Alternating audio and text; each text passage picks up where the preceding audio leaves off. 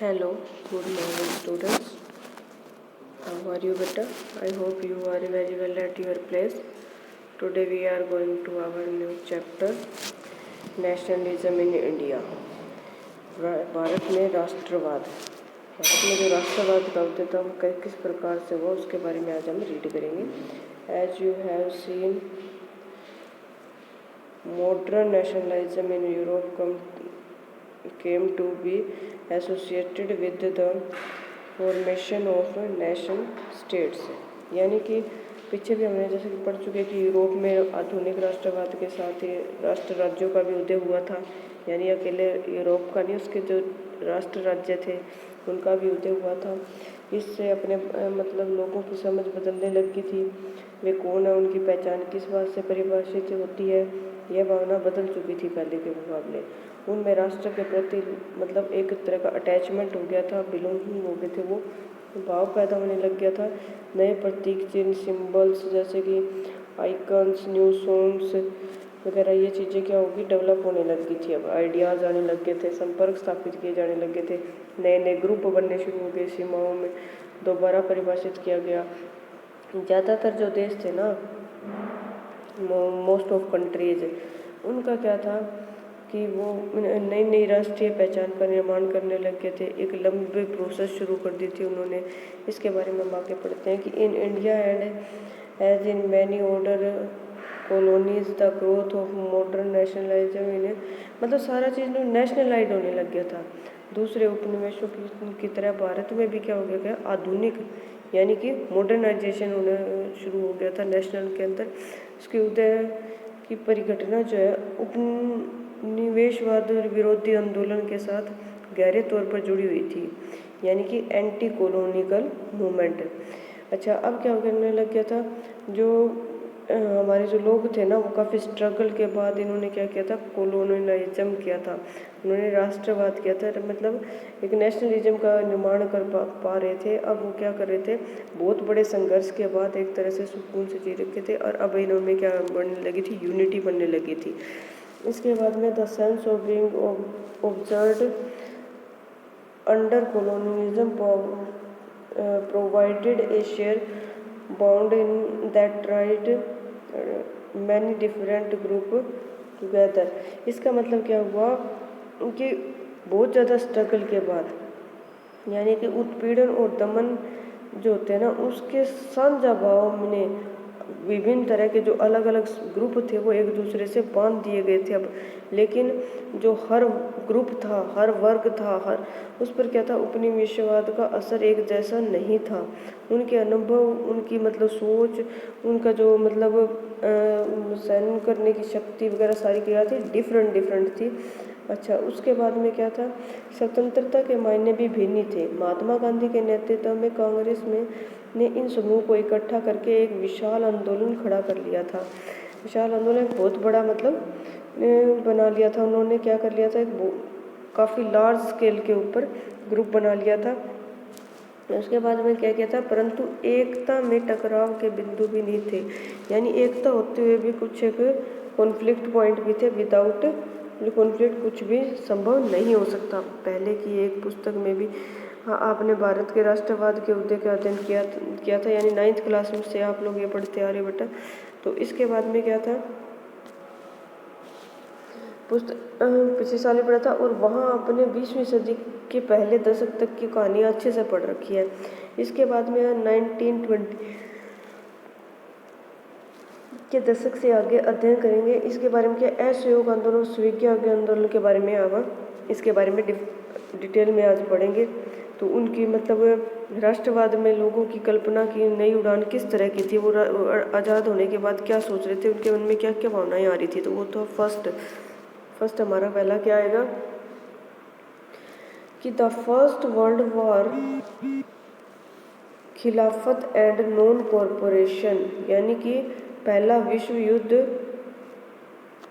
खिलाफत और असहयोग, तीनों के बारे में हम डिटेल से जानेंगे। इन द ईयर आफ्टर 1909, यानी 1909 के बाद सालों में हम देखते हैं कि the national movement spreading to new areas, यानी कि जो राष्ट्रवाद है वो नए इलाकों में फैल चुका है। और incorporating new social group and developing new models of struggle, यानी कि सामाजिक समूह शामिल हो गए थे और संघर्ष की नई पद्धतियाँ सामने आ रही थी।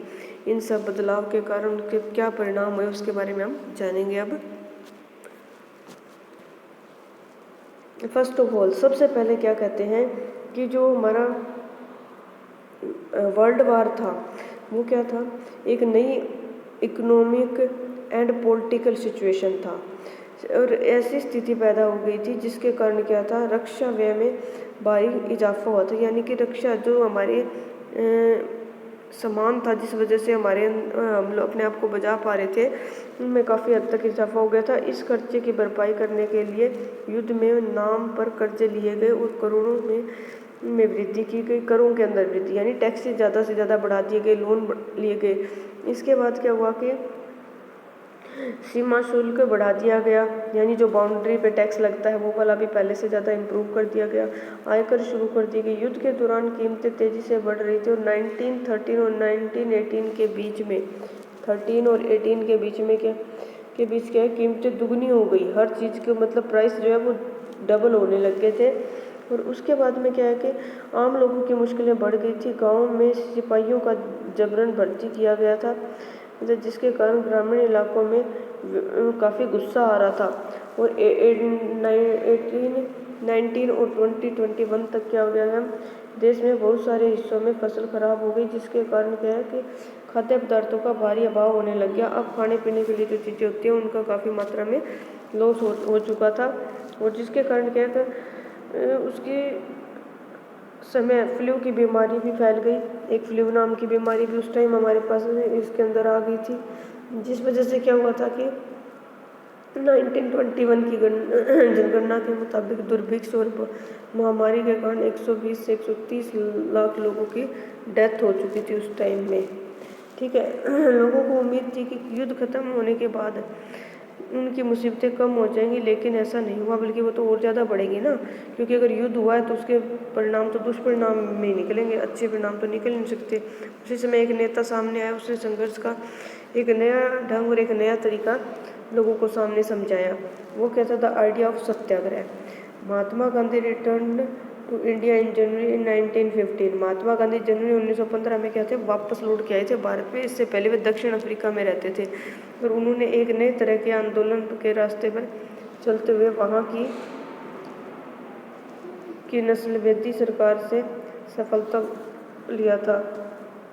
ठीक है जी, उसके बारे में हम आगे पढ़ते हैं। सरकार के वो खिलाफ थे वहाँ की। इसके बाद में ये वाला पढ़ते हैं यहाँ से। The rest resume with a novel method of mass agitation which called सत्याग्रह। यानी कि इसका मतलब क्या था, नस्लवादी सरकार से जो सफलतापूर्वक जो लोहा लिया था, मतलब उसकी सामना किया था, इस पद्धति को ही सत्याग्रह कहते हैं।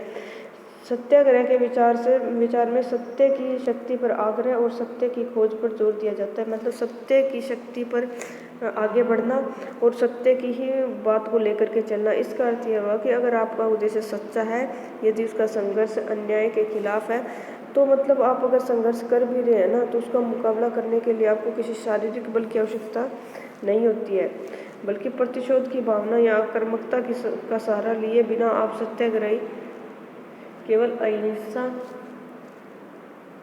के सहारे भी अपने संघर्ष के सफल हो सकते हैं। इसके लिए क्या होता है कि जो लोग होते हैं, जो शत्रु होते हैं, वो मतलब उनको हम अंदर से क्या कर सकते हैं, तोड़ सकते हैं। उनकी भावनाओं को हम ठेस पहुंचा करके उनको मतलब कमज़ोर कर सकते हैं। उत्पीड़क को ही नहीं बल्कि सभी लोगों को हिंसा के जरिए सत्य को स्वीकार करने पर विवश करने की बजाय सच्चाई को देखने और सहज भाव से स्वीकार करने के लिए प्रेरित किया जा सकता है उनको। इस संघर्ष में क्या होता है कि अंततः जो सत्य की जीत होती है, और गांधी जी का विश्वास था कि अहिंसा का यह धर्म सभी भारतीयों को एकता के सूत्र में बांध देगा, उनको एक यूनिट बना ही देगा। ठीक है जी। इसके बाद में क्या होता है, भारत आने के बाद गांधी ने कई स्थानों पर सत्याग्रह शुरू आंदोलन चलाया और 1917 के अंदर उन्होंने क्या किया, बिहार के चंपारण इलाके का दौरा किया और इन दमनकारी बागान व्यवस्था के खिलाफ किसानों को संघर्ष के लिए प्रेरित किया। और 1917 में उन्होंने गुजरात के खेड़ा जिले के किसानों की भी मदद की और सत्याग्रह का आयोजन किया। फसल खराब हो जाने के कारण और प्लेग की बीमारी फैल जाने के कारण क्या है, जिले के किसान लगान चुकाने की हालत में नहीं थे। वो टैक्स को मना कर रहे थे कि हमसे टैक्स नहीं चुकाया जाएगा। और 1918 में गांधी जी सूती कपड़ा कारखानों के मजदूरों के बीच सत्याग्रह आंदोलन चलाने ने अहमदाबाद भी जा पहुंचे थे ताकि लोगों की हेल्प हो सके और उनको ज़्यादा से ज़्यादा फ़ायदा हो सके। अब आ जाता है अभी रोलट एक्ट। रोलट एक्ट का क्या मतलब है कि जितने भी मान लो कामयाबी से उत्साहित गांधी जी ने 1990 में प्रस्तावित रोलट एक्ट के खिलाफ एक राष्ट्रव्यापी सत्याग्रह आंदोलन चलाने का फैसला कर दिया, क्योंकि अंग्रेजों के द्वारा भेजा गया एक रोलट एक्ट था जिसके अंदर ज़्यादा से ज़्यादा टैक्स लगाए जाएंगे, ज़्यादा से ज़्यादा मतलब लोगों को परेशान किया जाएगा। तो इसमें इन्होंने क्या कर दिया, 1999 में इनका विरोध करना शुरू कर दिया। भारतीय सदस्यों के भारी विरोध के बावजूद इस कानून को इंपीरियल लेजिस्लेटिव काउंसिल ने बहुत जल्दबाजी में पारित कर दिया था। मतलब इतना होने के बाद भी उसने क्या कर दिया, बहुत जल्दबाजी में इस एक्ट को लागू कर दिया और जल्दी से जल्दी यहाँ पर हमारे इंडिया के अंदर भेज दिया। इस कानून के जरिए सरकार को राजनीतिक गतिविधियों को कुचलने और राजनीतिक कैदियों को 2 साल तक बिना मुकदमा चलाए जेल में बंद रखने का अधिकार मिल गया था। देखा, मैंने कहा था ना, ये सारा कुछ उनके इशारों पर चल रहा था।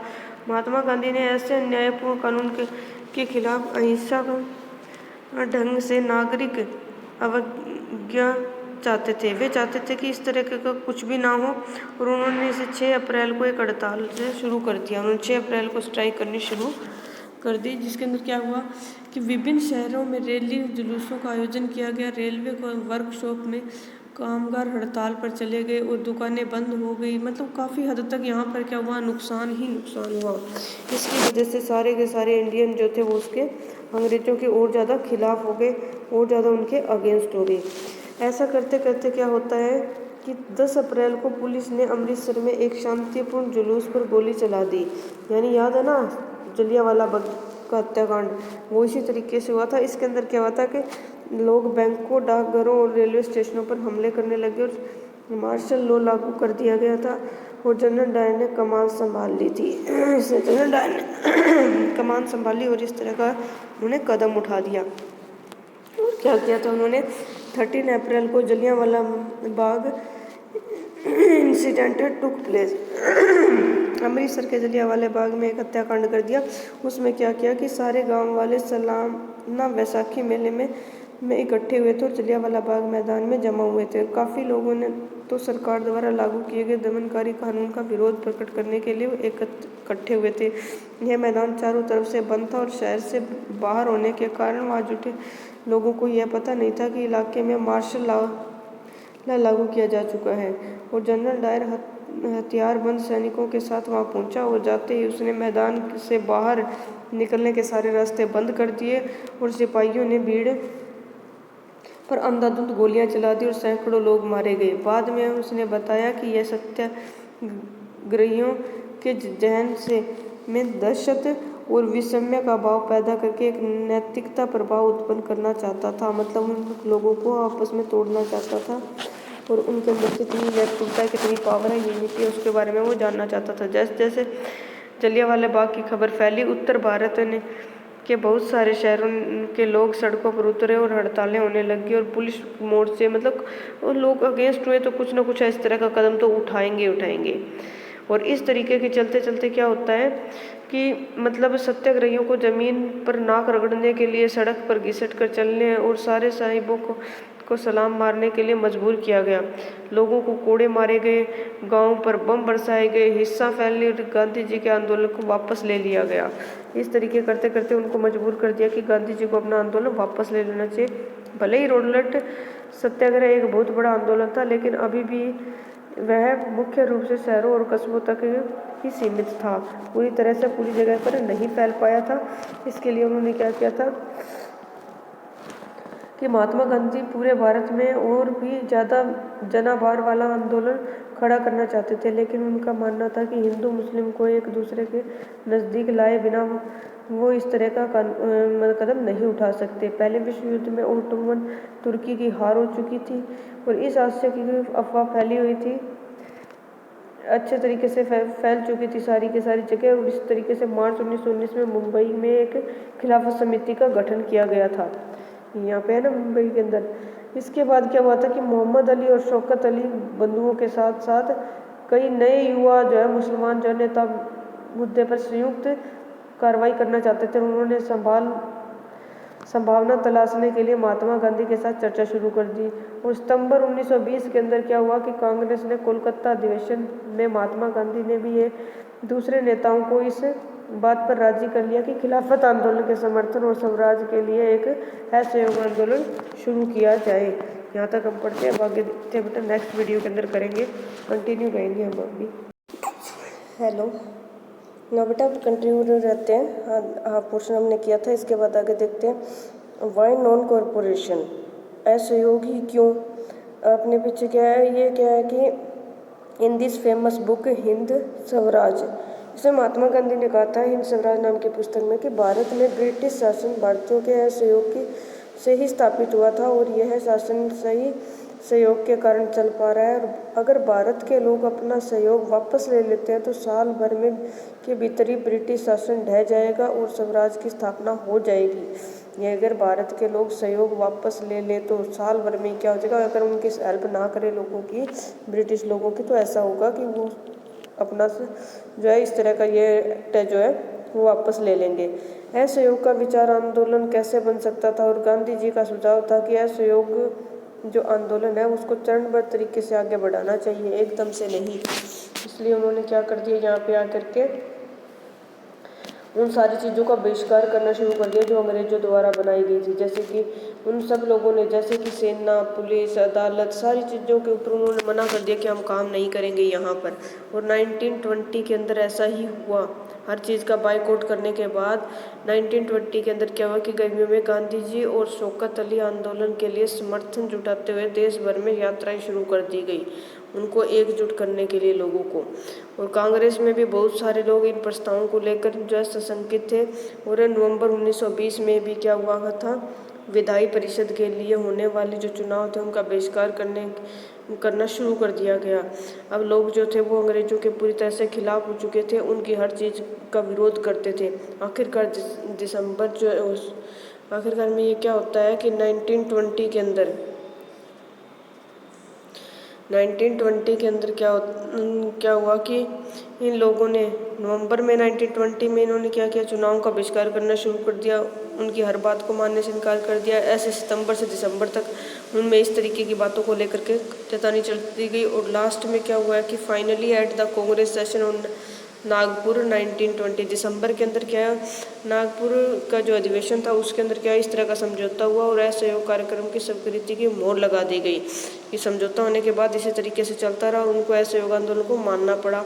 और असहयोग आंदोलन किस तरह से आगे बढ़ेगा, किन किन लोगों ने इसमें हिस्सा लिया, इन बातों का हम आगे जिक्र करते हैं डिफटिंग वाले के अंदर।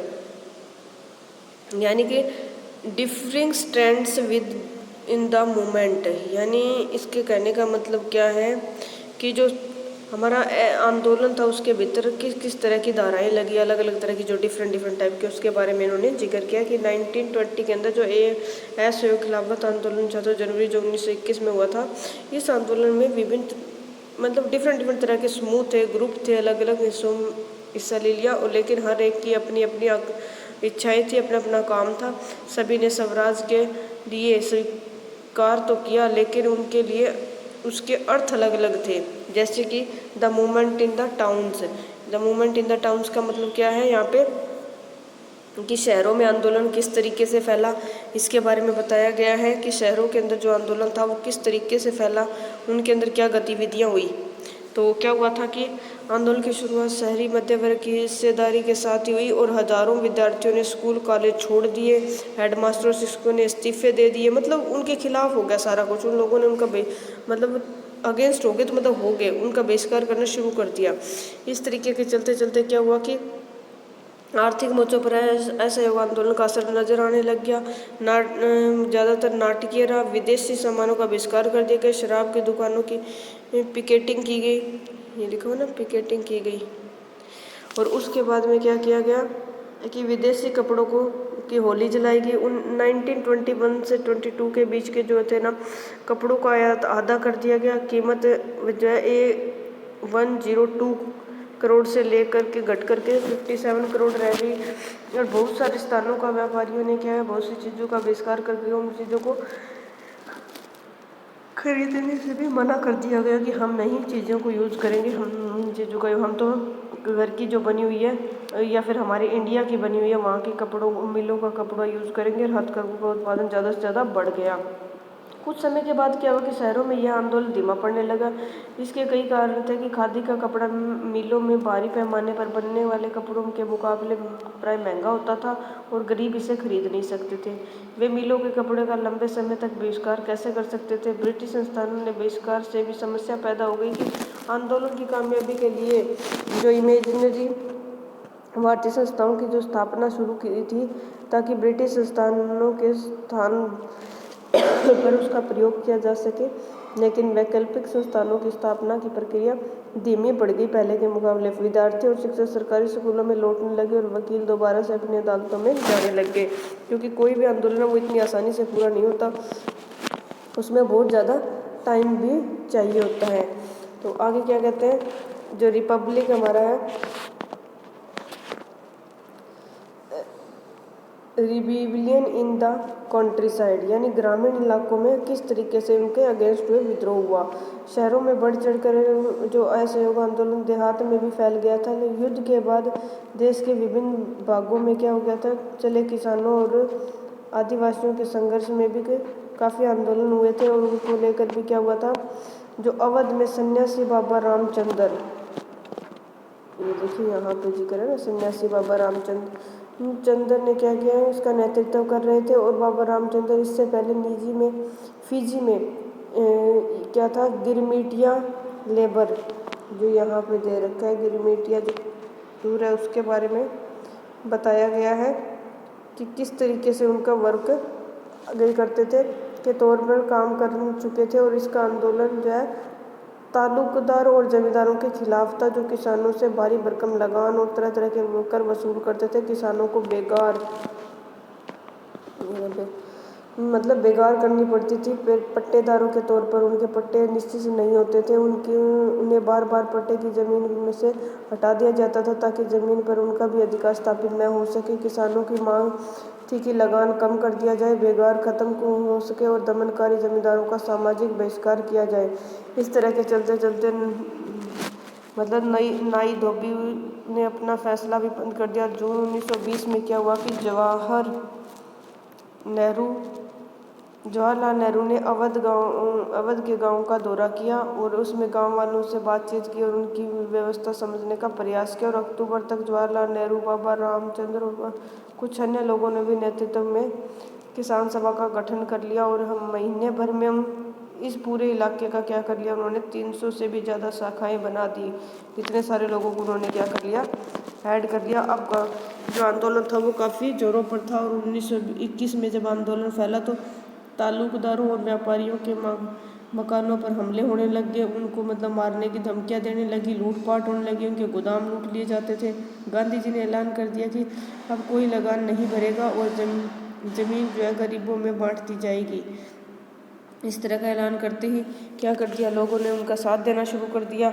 और क्या हो गया, अंग्रेज़ों के वो अगेंस्ट हो गए और अंग्रेज़ उनके खिलाफ होने लगे कि गांधी जी ने ऐसा ऐलान क्यों किया। इसी तरीके से चलते चलते क्या होता है कि आदिवासी जो थे, जो आदिवासी टाइप के लोग थे, उन्होंने क्या कर दिया, महात्मा गांधी के संदेश और स्वराज के विचार का कुछ और भी मतलब निकालना। जैसे कि आंध्र प्रदेश की गुडेम पहाड़ियों में 1920 के दशक के अंदर क्या हुआ कि शुरुआत में एक अगर गुरिल्ला आंदोलन फैल गया और कांग्रेस इस तरह के संघर्ष को कभी स्वीकार नहीं कर सकती थी। वो उनके साथ नहीं चलना चाहती थी, उनके खिलाफ ही रहना चाहती थी। और क्षेत्रों की अंग्रेजी सरकार क्या करने लगी,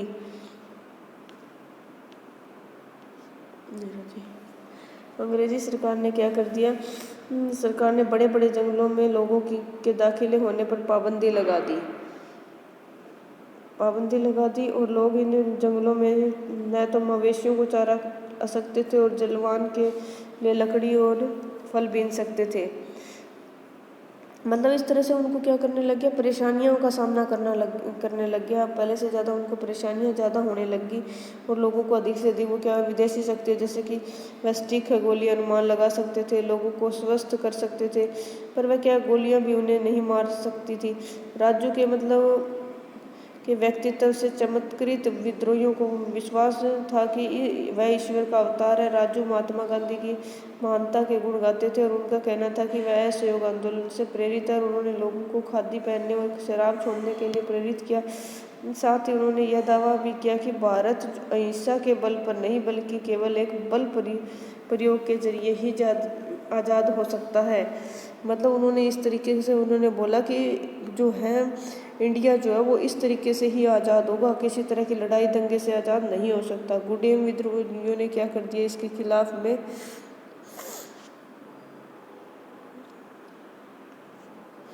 गुडेम विद्रोहियों ने क्या किया कि पुलिस थानों पर हमले किए और ब्रिटिश अधिकारियों को मारने की कोशिश की और स्वराज्य प्राप्ति के लिए गुरिल्ला युद्ध चलते रहे। और 1924 के अंदर 1924 में आते आते क्या कि राजू को फांसी दे दी गई और राजू अपने लोगों के बीच लोकनायक बन चुके थे।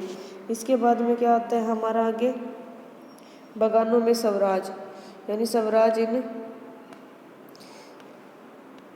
इन द प्लांटेशंस, यानी worker who had their own understanding to Mahatma Gandhi, यानी महात्मा गांधी के विचारों और स्वराज की अवधारणा के बारे में मजदूरों की अपनी समझ थी।